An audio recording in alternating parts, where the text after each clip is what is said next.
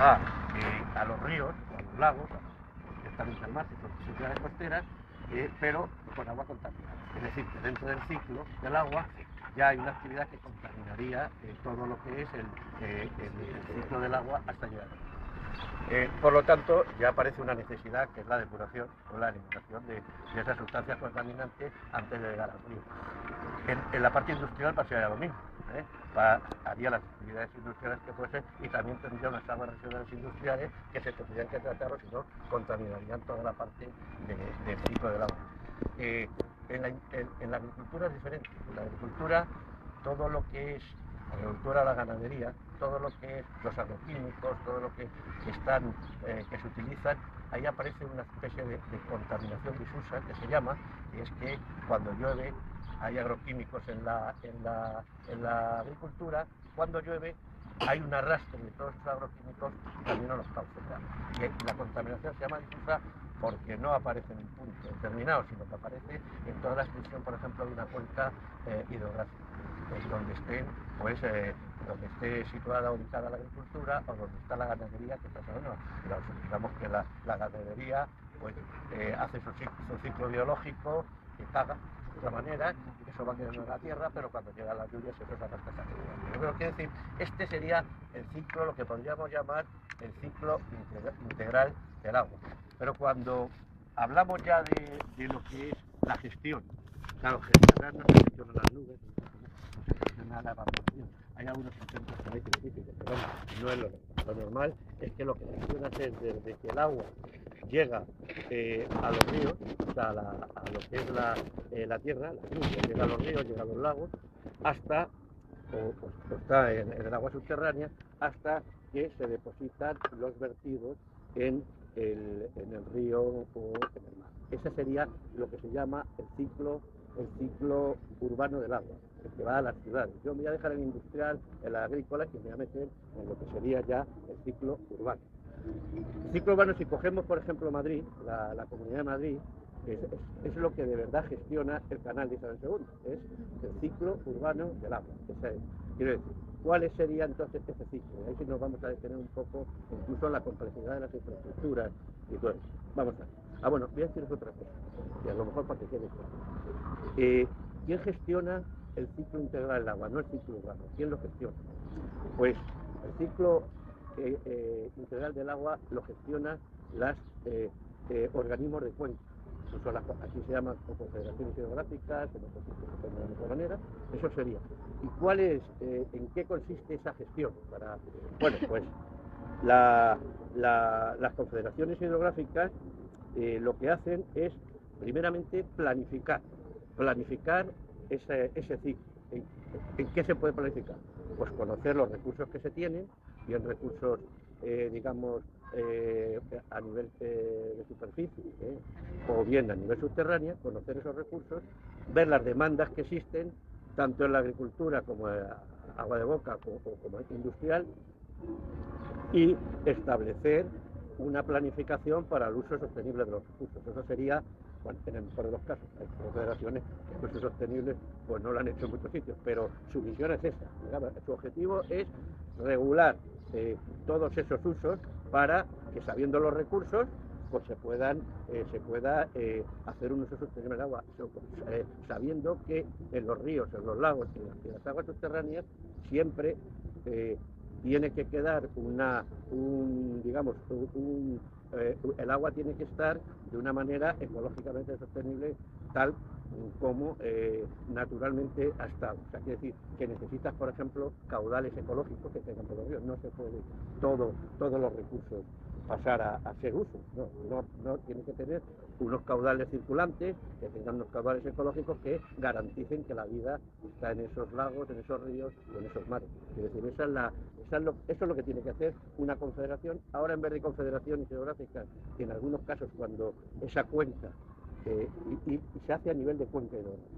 Si la cuenca tiene ahora una parte de litoral, de mar, entonces se llaman demarcaciones geográficas, porque se junta el cuidado del mar con el cuidado de la cuenca. O sea, esto ha sido una novedad producto de la directiva mar. Ahora diré que hay una regulación para todas estas cuestiones, que es la Directiva Marco del Agua, que a lo mejor suena de alguna manera.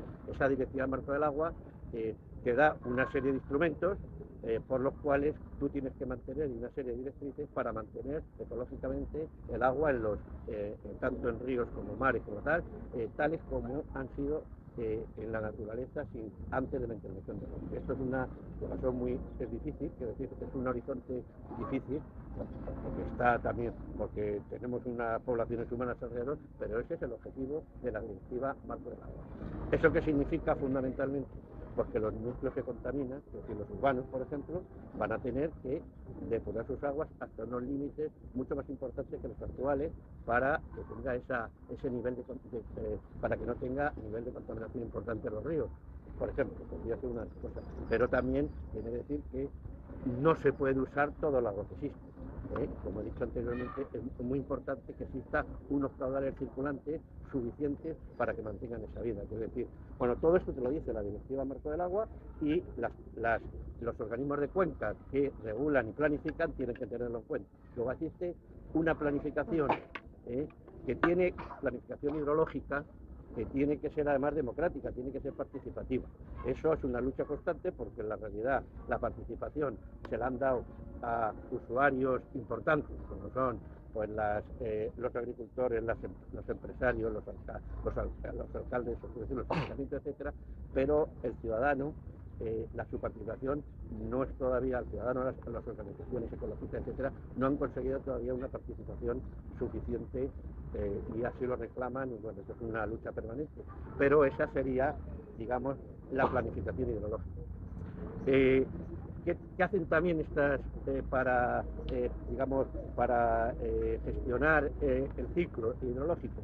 Pues también conservar lo que se llama preservar el dominio público hidráulico. Ellos hay que preservarlo, quiere decir, tiene que haber vegetaciones de ribera, tiene que, lo que he dicho antes de la contaminación, ver que la calidad del agua y para eso existen incluso unas normas de calidad del agua, y que tienen que cumplir con esas normas.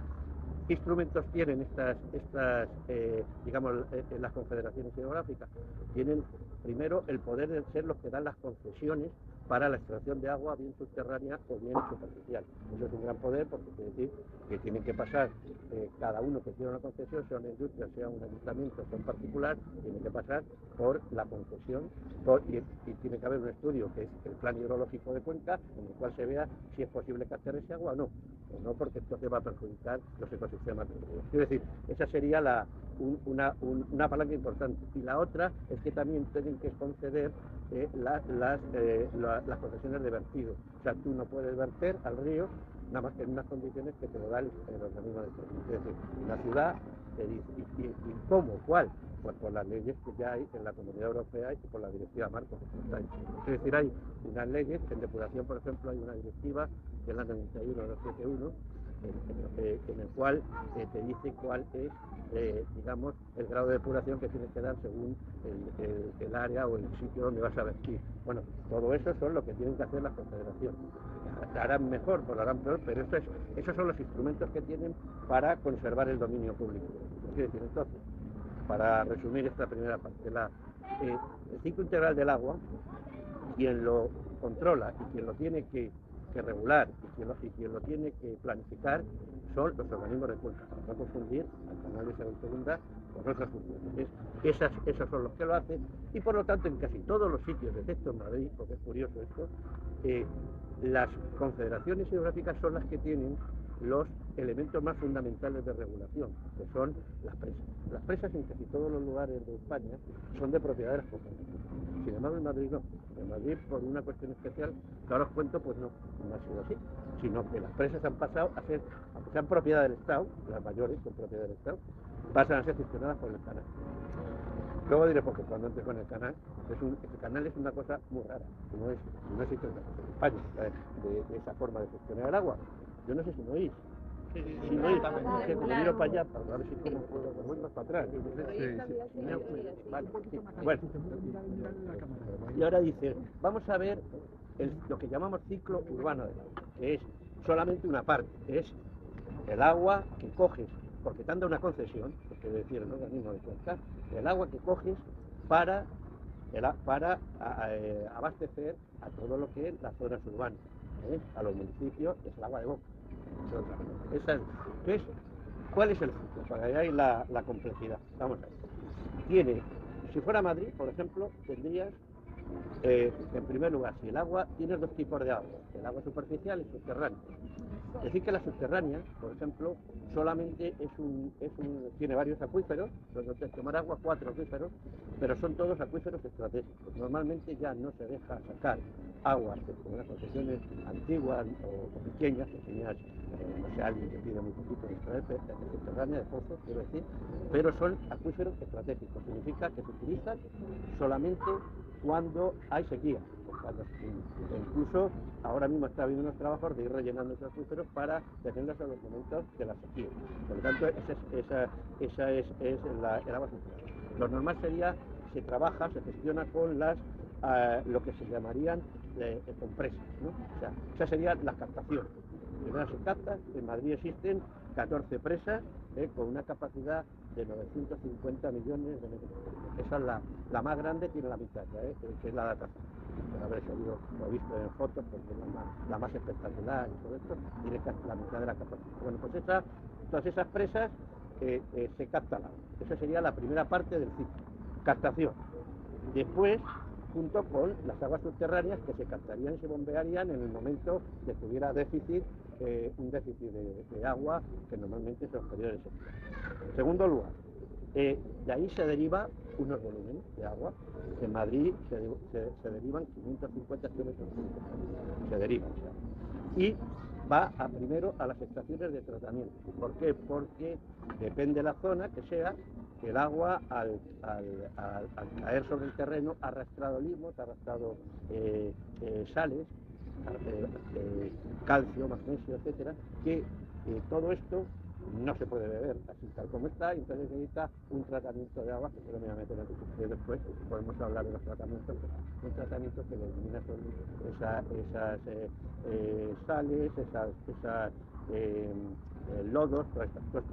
Y sobre todo, lo más importante, un proceso de desinfección que elimina los virus, los patógenos, que es lo más importante para el agua de boca.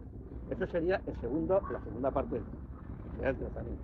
Luego las grandes conducciones que hay desde esas plantas de tratamiento que siempre están pegaditas generalmente a la zona de captación, y hay unas grandes conducciones que lo llevan a unos grandes depósitos de regulación, en el cual están situados en muchas partes. En las partes está dividida la Comunidad de Madrid en zonas. Bueno, hay aproximadamente, tenía yo por aquí, pues de depósitos de regulación 296 depósitos. Algunas más grandes, otras más pequeñas, y 113 bombeos. ¿Sabes? Para bombear a las zonas, alguna más por gravedad, otra. ¿Para qué? Para llegar a los depósitos municipales. Ya, eso sería lo que se llama el transporte del agua a la zona municipal. Ahí hay unos depósitos municipales. De ahí aparece entonces lo que se llaman las redes municipales de abastecimiento. Y de ahí pasa ya a los grifos de las casas. Ya sería de los grifos de las casas, y de todo pasaría a lo que es la red municipal de saneamiento, colectores, lo que llaman el alcantarillado.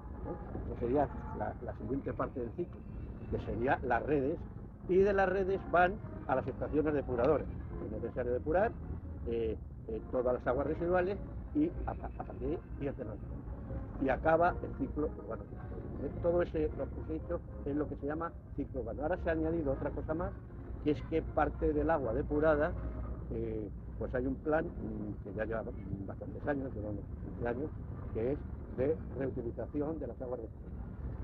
El agua depurada, eso es una manera de incrementar de alguna forma el recurso, mejorar los recursos que se tienen, cogiendo el agua depurada, tratándola y luego utilizándola en cosas que son de un nivel más bajo que el agua de boca, en cuanto a calidad. Es decir, riego de parques de jardín, esto está regado con agua regenerada, o todo lo que es la limpieza, por ejemplo, con los coches de basura, el baldeo de calle, también es con agua regenerada, de lo que se está haciendo, en fin, depende en qué sitio. Aquí en Madrid está fundamentalmente eso, y un poquito en agricultura, porque normalmente es las zonas verdes de las grandes ciudades, de las ciudades de toda la sociedad, están regadas ya También se riegan los de campo de golf, por ejemplo, con esto. También se riegan con agua normal, ¿eh? Está en un periodo que es una barbaridad, pero bueno, es así. Es decir, se utiliza para muchas cosas. Entonces, todo esto es el ciclo urbano. Esto, bueno, no sé si he dicho que hay, en tratamiento hay 12 grandes, digamos, estaciones de tratamiento, y depuradoras hay, lo tengo por aquí, unas 100, no sé si son 150. Estamos hablando de algunas depuradoras de agua residual. 150, algunas tienen pues para poder, a lo mejor, pues, para 2 o 3 o 4 millones de habitantes. Esa es la grande, la de Madrid. Las otras son más pequeñas, las de los pueblos, pero hay 150. ¿Por qué os cuento? Bueno, manejar el ciclo integral urbano del agua es una cosa muy compleja. Todo esto va encaminado a que veáis el ciclo y la complejidad que tiene. Hasta ahora, ¿quién lo ha hecho? Pues una empresa que tiene 60 años de experiencia, es el Canal Isabel II, ¿no? Que es la única empresa en España que gestiona todo el ciclo urbano del agua. Ya he dicho que en la mayoría se separa lo que es la captación en los embalses, incluso el tratamiento de las aguas potables, y luego lo que se da en concesión, que hay muchas ya en España, a empresas privadas, en la parte de distribución. Y colectores, depuración, etcétera, pero lo otro se preserva para, normalmente lo hacen las confederaciones geográficas o organismos similares. Aquí se quiere la barbaridad digamos, de privatizar o de todo lo que es el ciclo, con lo cual ya la cosa es mucho más peligrosa. ¿Qué es lo que, cómo, igual que se ha hablado de cómo gestionan las confederaciones, cómo gestionan? Pues es como es la complejidad que veis, en el cual hay redes municipales, hay cosas, es decir, porque ahí veis que las infraestructuras son de 3 propietarios, no sé si no lo he dicho, pero son de 3 propietarios. Las presas, que os he dicho, muchas de ellas del Estado, a través de las confederaciones, que se ha dado a gestionar el canal. Esa es la primera. Hay parte que ha hecho el canal a través de toda su historia, entonces es propiedad del canal. Y luego las redes municipales no son competencias, son propiedad de los ayuntamientos. O sea, que es la que nos llega, las redes de abastecimiento y los colectores. Ahora sí, los dos. Y no solamente eso, una complejidad más es que las competencias de abastecimiento y saneamiento son municipales. Eso por la Constitución y por la ley de base de régimen. Quiere decir que te encuentras con que un señor gestiona algo que es la competencia de otro. O sea, ese tinglao, que es el canal de Isabel II, solo podía ser de alguna manera porque diese mucho beneficio a los ayuntamientos, a los ciudadanos, porque si no, no se sostenía. Porque no se ha sostenido en otras comunidades. Eso no existe. Cada ayuntamiento tiene su cosa, pero aquí, ¿qué pasó? Que cuando se crea el canal Isabel II, Madrid, pues un día no tenía agua, por lo tanto no hubiera podido ser ciudad, tan siquiera no tenía abastecimiento, y se crearon el canal de Isabel II, porque la reina Isabel II crea el canal, empieza a meter dinero, empieza a haber un movimiento estatal. Hubo un tiempo muy cortito, lo digo porque lo dice el Ignacio González, joder, que absurdo otra vez, sí, 5 años. 5 años hace 160 años. Es decir, ¿por qué? Porque hubo un intento de captar capitales, quiere decir, pero eso no prosperó porque eran tantas las infraestructuras que había que hacer y tan costosas, que es el problema, sobre todo, de lo que son las infraestructuras que llaman en alta, que son las de captación, presas, grandes canales, todo eso es tan caro. O sea, el retorno, digamos, económico de dinero sería tan a largo plazo que las empresas de esa época no quisieron entrar, y entonces fue a partir de ahí ya con dinero público como empieza a hacerse. O sea, nada. Entonces, bueno, ¿cómo entonces se realiza, qué realiza el canal? Primero, lo que es importante, gestiona todo lo que son las infraestructuras. Y el gestionar infraestructuras, todas estas cosas que os he dicho, 150 depuradoras, no sé cuánto, todo este tinglao que hay ahí, lo gestiona tanto en explotación como en mantenimiento, como en adecuación, como en ampliación, como en la construcción de nuevos sistemas. Es decir, gestiona todo. Y lo que se puede decir es que tiene una buena infraestructura. O sea, al cabo de cierto tiempo, de los 160 años, ha creado unas buenas infraestructuras y la gestiona muy correctamente. Esa es. ¿Y cómo gestiona lo que son propiedades distintas? Pues con acuerdos. convenios.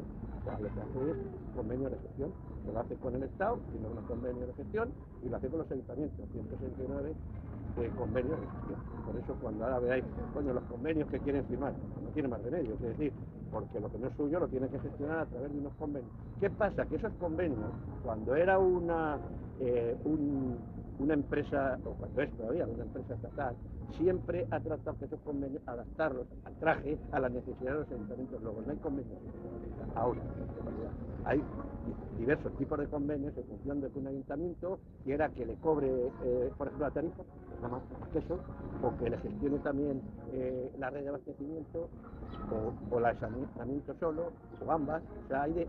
Luego ya, si se hace todo, pues se llama convenios importantes. Pero lo demás se adapta.